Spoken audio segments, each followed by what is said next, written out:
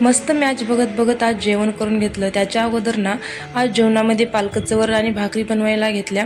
So मी अगोदर cooker लावून घेतलं, म्हणजे डाळ आणि भात लावून घेतला। डाळीमध्येच मी पालक आणि टमाटर चिरून टाकलं, जेणेकरून आपली डाळ शिजते वेळेस आपलं पालक छान शिजेल आणि टमाटर पण छान शिजेल आणि वरण पण छान होईल, म्हणून मी कुकर लावून घेतलं। कुकर शिजेपर्यंत म्हणजे डाळ भात शिजेपर्यंत लगेच मी भाकरी बनवायला घेतल्या, जेणेकरून आपलं डाळ भात शिजेपर्यंत आपल्या भाकरी पण होत्याल।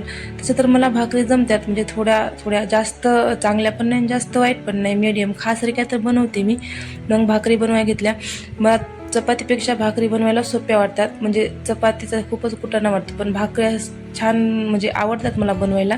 लग्नाच्या अगोदर ना भाकरी म्हणजे खूप मला असा मोठा प्रश्न पडायचा, म्हणजे भाकर कशी बनवायची तर बनवायची, पण ती तव्यावर कशी टाकायची, तव्यावर टाकायचं खूप मोठं म्हणजे रिस्क होता, तव्यावर टाकायचीच म्हणजे खूप मोठं।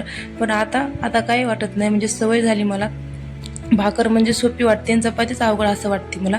नंतर आपलं कुकरमधलं पण डाळ भात शिजली, नंतर लगेच मी सगळ्या भाकरी वगैरे भरून घेतल्या। भाकरी बनल्यानंतर लगेच मी वरणाला पण फोडणी दिली आणि नंतर श्रीषाला पण जेवू घातलं आणि नंतर आम्ही पण जेवायला घेतलं।